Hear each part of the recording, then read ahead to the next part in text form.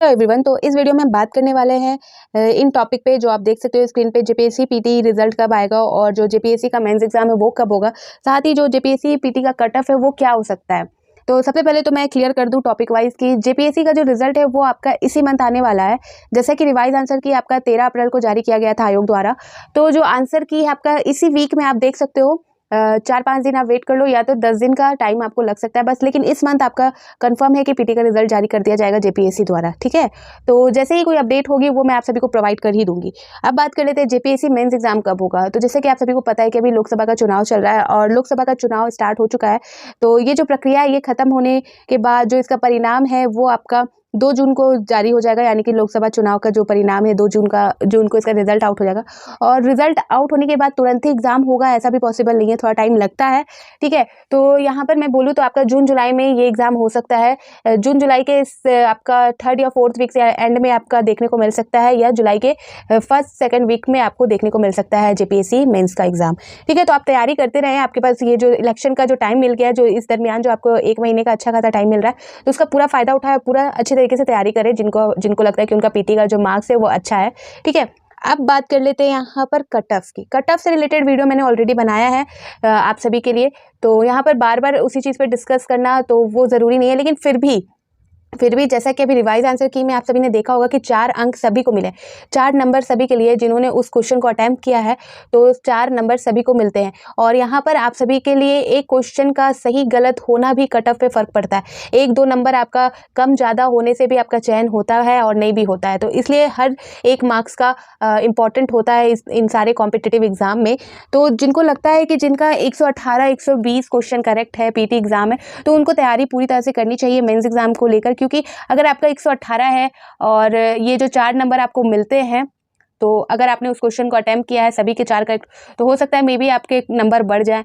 ठीक है, तो इस वजह से जिनका 118 120 है, 120 जो जनरल वालों का बात कर रही हूँ यहाँ पर, तो उनको करना चाहिए। 120 क्वेश्चन करेक्ट है, उनको करना चाहिए, उनको तैयारी करनी चाहिए मेंस एग्जाम की।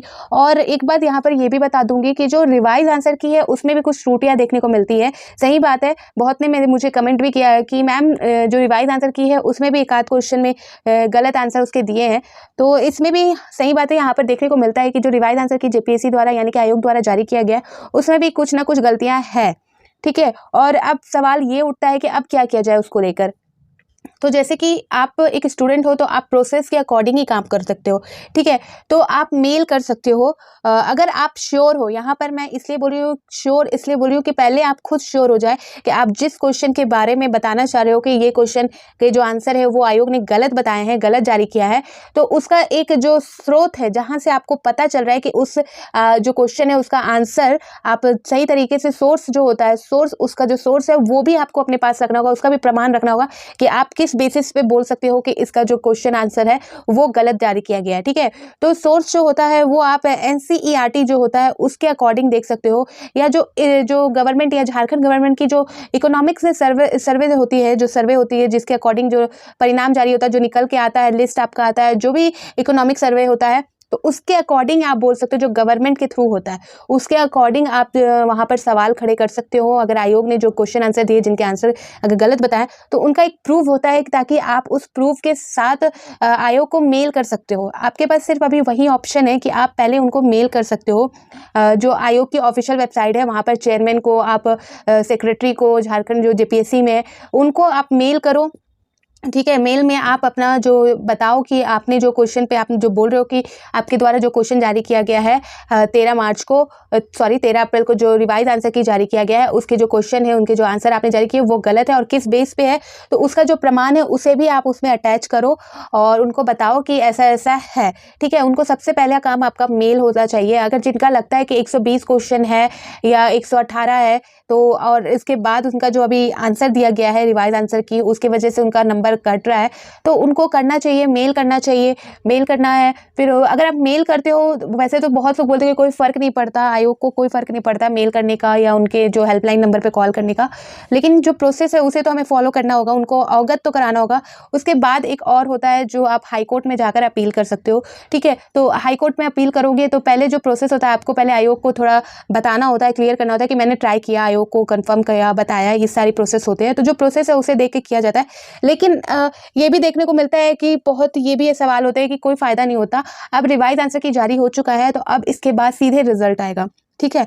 तो ये सारी चीज़ें होती हैं। जैसा कि जेपीएससी का शुरू से जो एग्ज़ाम लेने से स्टार्ट हुआ, जो एडवर्टाइज़मेंट से स्टार्ट हुआ है गड़बड़ियाँ, वो जारी है, कंटिन्यू है जेपीएससी द्वारा। और रिवाइज़ आंसर की में भी गलतियाँ हैं, ये बात मैंने भी देखी है, तो इसलिए यहाँ पर मैं भी बोल सकती हूँ। और जिनको लगता है जो कर सकते हैं, जिनको श्योरिटी है कि हाँ, इस क्वेश्चन के आंसर में गलती है, तो आप पहले उनको मेल करें, साथ में जो रिसोर्सेज़ है उसे भी अटैच करें, ठीक है? उसके बाद जो स्टूडेंट है वही ये सारी चीज़ें कर सकते हैं, अदरवाइज़ कोई और बाहर का इंसान नहीं कर सकता, ठीक है ना? तो जिनको लगता है सही है, आप कर सकते हो तो आप करो, नहीं तो बाद में जो जेपीएससी ने जिस तरह से कोई गलतियाँ ना मानते हुए भी प्रोसेस आगे कंटिन्यू किया है, तो उसी तरह वो कंटिन्यू करेगी और मेंस एग्ज़ाम भी लेगी, ठीक है? तो कट ऑफ की बात यहाँ पर मैं करूँ, जिनका 118, 120 है, इससे ज़्यादा है, तो उनको तैयारी करनी चाहिए। और देख सकते हो पिछले बार जो हमारा जेपीएससी हुआ था, जो आपका 7 to 10th जेपीएससी था, उसमें भी एक ऐसा क्वेश्चन देखने को मिला था जो रिवाइज़ आंसर की के बाद रॉन्ग था, ठीक है? जो आंसर था वो रॉन्ग आयोग ने जारी किया था, शायद उस पे ऑब्जेक्शन उठाया गया था और उसे करेक्ट भी किया गया था। मे बी अगर मैं सही बोल रही हूँ तो आप कमेंट सेक्शन में बताना, या मैं गलत हूँ तो वो भी बताना कि नहीं ऐसा नहीं हुआ था, ठीक है? तो ऐसा देखने को मिला था, तो वैसा मामला यहाँ पर भी देखने को मिलता है। और जो पिछले बार का जो कट ऑफ था उसमें भी चेंजेस हुए थे। पहले आपका जो कट ऑफ आया था वो 260 ऐसे कुछ आया था समथिंग, ठीक है? और फिर उसके बाद चेंज होकर दोबारा भी कट ऑफ जारी किया गया था, ठीक है? तो जो पिछले बार स्टार्टिंग में जो कट ऑफ दिया गया था 2021 की बात कर रही हूँ, जो 7 to 10th जेपीएससी हुई थी, उसमें 260 मार्क्स दिए थे, यानी कि 130 क्वेश्चन करेक्ट, मतलब जिन्होंने 130 क्वेश्चन करेक्ट किया था उनका, और 160। लेकिन उसके बाद जब फिर रिवाइज जो कट ऑफ आया उसके बाद 248 मार्क्स हो गए, यानी कि सीधा 124 कट ऑफ किया गया था, ठीक है? यूआर का बात कर रही हो, ठीक है? जनरल वालों का, अनरिजर्व वालों का, ठीक है? तो ऐसा आया था, देखने को मिला था पिछले बार भी जो जेपीएससी हुई थी 7 to 10th में। तो मे बी इस बार भी कट ऑफ आपका ऐसा ही हो सकता है, 120 से इधर जा सकता है, ठीक है?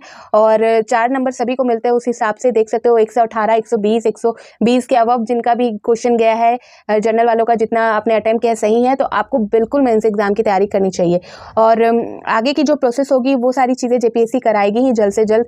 जून जुलाई में आप सभी का जो मेंस एग्जाम है वो भी होगा, और जल्द ही 1 हफ्ते के अंदर आप सभी का रिजल्ट भी जारी हो जाएगा, तो क्लियर भी हो जाएगा कि कितनों ने पीटी एग्जाम क्लियर किया है और कितने मेंस एग्जाम की तैयारी कर रहे हैं। सारी चीज़ें क्लियर हो जाएंगी, और कट ऑफ क्या रखा जेपीएससी ने वो भी क्लियर हो जाएगा, ठीक है? और जो भी अपडेट होगा जेपीएससी के ऑफिशियल वेबसाइट में, जो भी जारी किया जाएगा, जो भी अपडेट होगा, वो आप सभी को मैं जल्द से जल्द शेयर कर ही दूंगी।